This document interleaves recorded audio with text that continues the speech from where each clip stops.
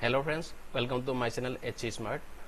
আজি এইটো ক্লাছত গ্ৰেড 3 আৰু গ্ৰেড 4 ৰ বাবে অতিকৈ ইম্পৰ্টেন্ট গণিতৰ 8টা কোৱেশ্চন লৈ আহিছো। ক্লাছৰ প্ৰশ্নবোৰ অতি সহজকৈ সমাধান কৰি দিছো। লগতে কোনোবাটো শৰ্ট ট্ৰিক্স ইউজ কৰিছো।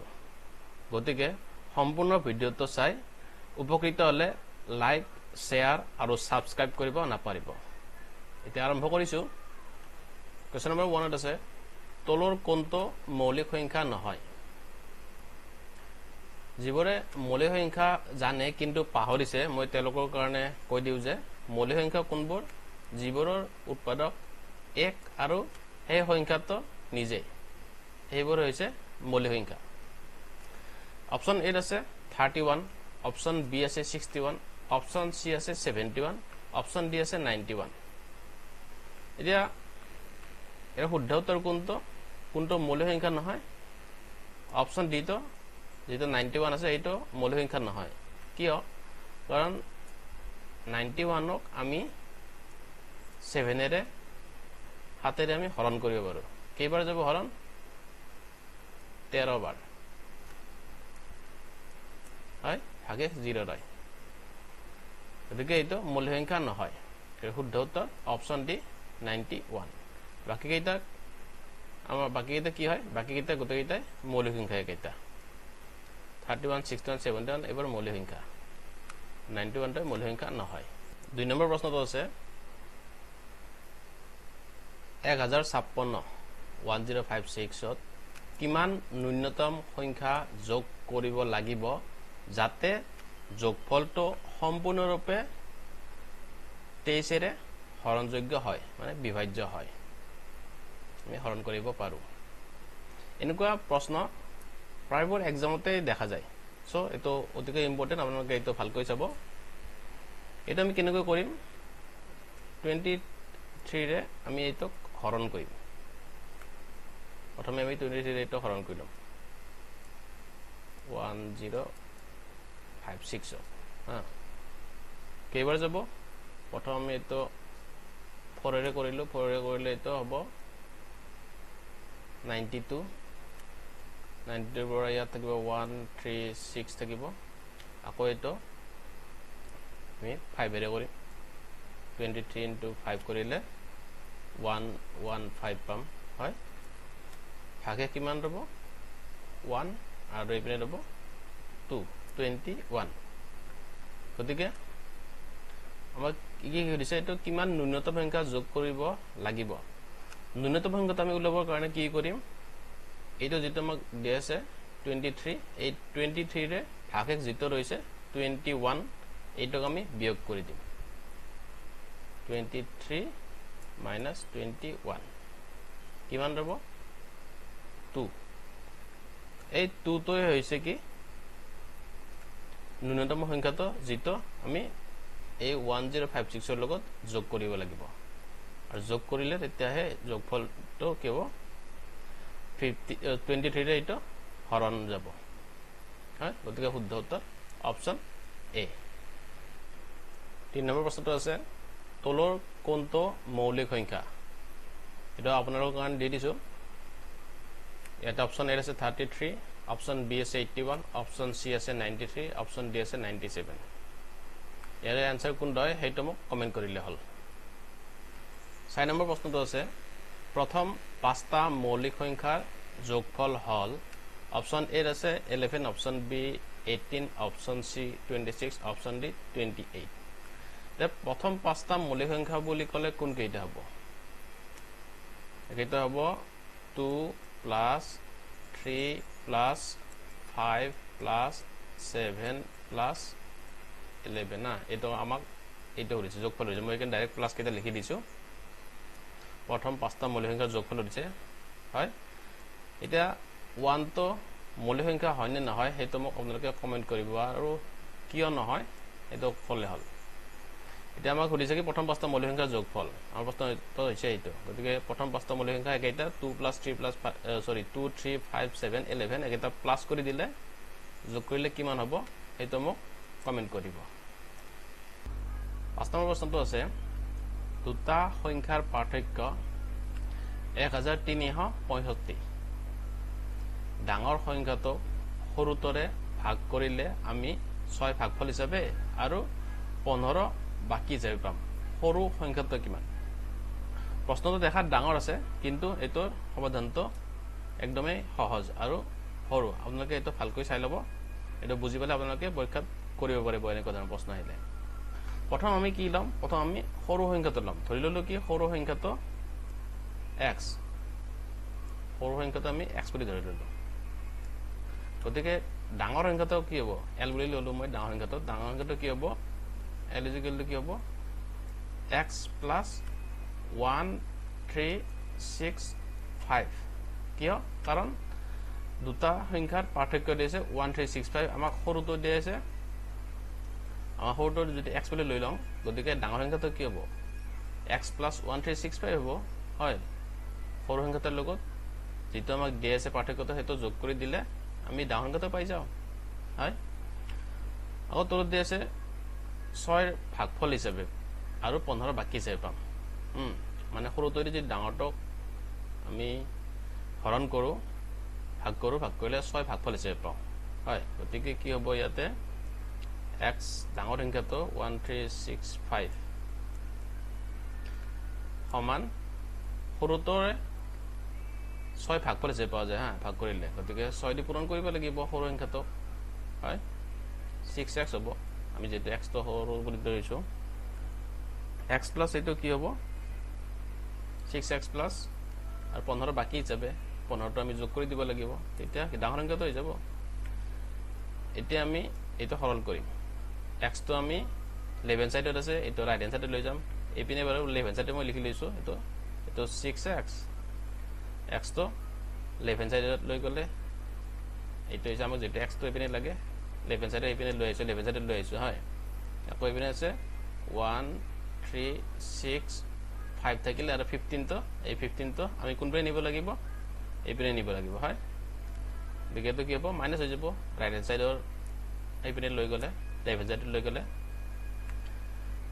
এপিনে বললো কি 6x minus x মানে 5x হয় আকৌ 1365 minus 15 কৰিলে কিমান পাম আমি 1350 পাম হয়নে এতিয়া আমি x মান উলাবৰ কাৰণে 5 এৰে হৰণ কৰিব লাগিব 1350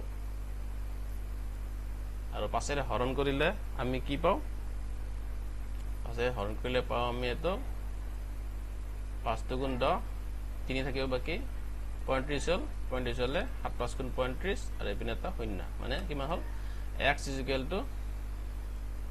পালো আমি 270 হয় আমাক লাগে কি সৰু সংখ্যাটো হৰিছে আমাক সৰু সংখ্যাটো কিমান সৰু সংখ্যাটো আমি কি বুলি লৈছিলো x বুলি লৈছিলো গতিকে x এর ভ্যালুটো আমি কি পালো 270 পাইছো হয় গতিকে শুদ্ধ উত্তৰ কোনটো অপচন বি 270 পাইছে নে বুজি এটো আপোনালোকে এতিয়া 6 নম্বৰ প্ৰশ্নত আছে এককৰ ঘৰৰ অংকটো কিমান এইটো গোটেইটো দিয়া আছে কিমান ডাঙৰ অংকটো দিছে আৰু দি সুধিছে কি এককৰ ঘৰৰ অংকটো কি এইটো প্ৰশ্ন দেখিলে হয়তো বহুতেই প্ৰশ্নটো নাচায় আৰু হয়নে কিন্তু আপোনালোকে তেনেকুৱা নকৰিব এটা আপোনালোক একদম সহজ কৰি দিম এটা আপোনালোকে যাতে আৰু কেতিয়াও নাপাহৰে এটা আমাক কি লাগে এককৰ ঘৰৰ অংকটো লাগে ধৰি ললো কি আমি এই গোটেইবোৰ পূৰণ কৰি আমি পালো কি x y z পাইছো ইয়াৰে একক কোনটো একক আমি এইটো পাই একক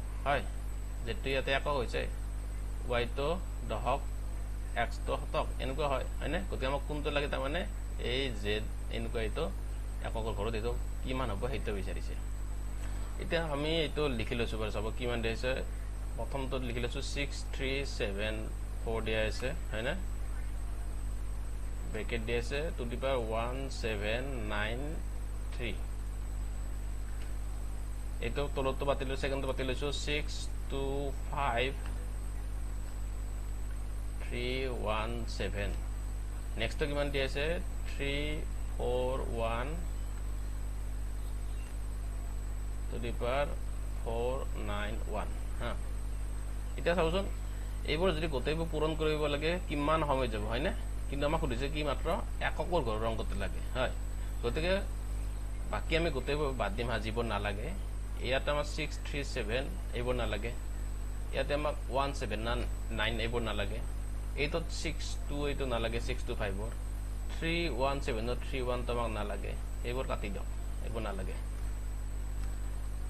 341 ৰ 34 নালাগে আমাক 491 ৰ 49 নালাগে এটা থাকিল কি 4 কিউব 5 to the power 7 আৰু 1 to the power 1 হয় এতিয়া 4 কিউব কৰিলে কি পোৱা যায় 4 কিউব তো মই এটা সেপাৰেট কৰি লিখি লৈছো 4 কিউব কৰিলে কি পাও তো আমি 64 পাও হয় না আকৌ 5 to the power 7 কৰিলে কি পাও হেতো বাৰু আমি হেতো ইমান বিচাৰি না যাও কিন্তু এটা কথা যে কি 5 এৰে 5 যিমানটা কি পূৰণ নকৰো কিয়া হেকত কি হয় একৰ ঘৰত 5 হয় হয় না 5 যিমানটাই পূৰণ নকৰো একক ঘৰত কি হ'ব 5 এইটো মনত ৰাখিব এটো জিয়ে কি নাপাও হেতু আমি আকৌ 1 to the power 1 ক যিমানে কি মানে পূৰণ নকৰকে 1 এৰে হেতু আমাৰ 1 এ থাকে হদায় হয় না গতিকে 1 to the power 1 আছে এটো গতিকে ইয়াতে কি 1 এ হ'ব এতিয়া আমি কি কৰিম এটো আছে একৰ ঘৰত কি আছে 4 আছে এইটো আছে 5 আছে এইটো 1 আছে এই গোটেইটা এটা প্লাস কৰি দিও মানে কি কৰিব লাগিব একৰ ঘৰৰ গইটা অকল হা 4 5 1 মানে 4 এৰ লগত 5 যোগ কৰিলে 9 9 এৰ লগত 1 যোগ কৰিলে কি হ'ব 10 হ'ব এটা এই 10 তোৰ একৰ ঘৰত কি আছে শূন্য আছে না হয় না এইটোই আমাৰ উত্তৰটো একৰ ঘৰৰ সংখ্যাটো কি আছে শূন্য হয় গতিকে শুদ্ধ উত্তৰ কোনটো অপচন এ পাইছে না এটা বুজি এটা এটা আপোনালোকে মোক কমেন্ট কৰিব উত্তৰটো কিমান সহজ এইটো কোৱেশ্চন নম্বৰ 7 তো আছে 12 কিউব পূৰণ 6 to the power 4 হৰণ 432 432 ইকুৱেল টু what এইটো দিছে এটা সব এটা কি কৰিম এটো প্ৰথম বাতি দিলো 12 কিউব 6 to the power 4 হৰণ কি হৈ আছে 432 এটা 432 তো কেনেকৈ লিখিব পাৰি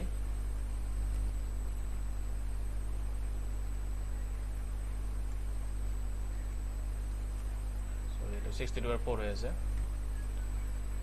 432 লিখিব পাৰি কি 12 into 36 বুলি লিখিব পাৰি বা এটা 36 তো নিলিখি 6 স্কয়াৰ বুলি লিখিব পাৰি দেখে বাকিখিনি আপোনালোকে এইটো কিমান পায় হৰণ কৰি কিমান পায় তো মোক কমেন্ট কৰিব মোবাইল বা ক্যালকুলেটৰ ইউজ নকৰিব হা আপোনালোকে নিজে প্ৰেক্টিস কৰিব যাতে পৰীক্ষাত আপোনালোকৰ মানে সহজ হয় এতিয়া যিমানে আপোনালোকে মোবাইল বা ল্যাপটপ এইবোৰ ইউজ নকৰাকৈ মেথছবোৰ কৰি থাকিব নহয় সিমানে আপোনালোকে পৰীক্ষাত সহজভাৱে কৰিব পাৰিব অতি সোনকালে কৰিব পাৰিব সো এইটো আপোনালোকে প্ৰেক্টিস কৰি থাকিব আৰু এইটো এনসাৰটো কিমান হয় হেতু মোক কমেন্ট কৰিব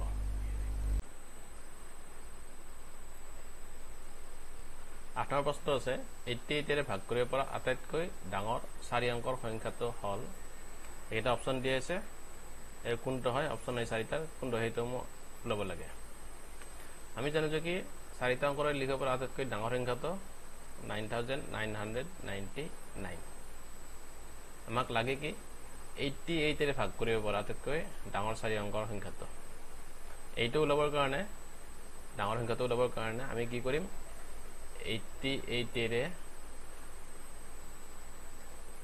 9999 মানে 9999 আমি হৰণ কৰিম 88 এৰে হৰণ কৰিলে কেনেকৈ কৰি যাব কৰা যাব তো প্ৰথমে 81 এৰে 1 কৰিছো 88 এটা সহজ কৰি দিছো একদম যাতে আপোনালোকে ভালকে বুজি পায় 1 ৰব 1 1 ৰব এতে 9 থাকিলে আকৌ 1 এৰে যাব হয় আকৌ 88 আহিলে এতে থাকিলে কিমান 1 3 এপিনে 9 টো ইয়াতে এতিয়া নমি আহিব হয় 319 থাকিলে আকৌ 319 83 কেইবাৰ যাব তিনিবাৰ কৰিব পাৰি তিনিবাৰ কৰিলে কিমান হ'ব এটো 264 আহে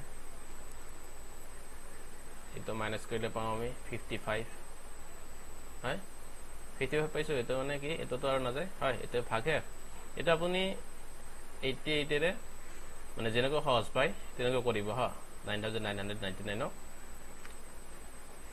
এতিয়া আমাক লাগে কি 80 এৰে ভাগ কৰিব আটাইতকৈ সৰু ডাঙৰ সংখ্যাটো লাগে আমি সেইটো কাৰণে কি কৰিম আটাইতকৈ ডাঙৰ চাৰিটা অংকৰ সংখ্যাটোৰে আমি যেটো ভাগে পালো না 55 তো ৰিমাইন্ডাৰ পালো এইটোক আমি বিয়োগ কৰি দিম কিমান পাম 9944 পাম আৰু এইটো হৈছে 88 এৰে ভাগ কৰিব পৰা আটাইতকৈ ডাঙৰ চাৰিটা অংকৰ সংখ্যাটো শুদ্ধ উত্তৰটো কোনটো মানে অপচন এ তো বন্ধুসকল আজিলৈ মানে ভিডিওটো চাই ভাল পাইছে তেনেহলে লাইক আৰু সাবস্ক্ৰাইব কৰিব নাপাহৰিব ধন্যবাদ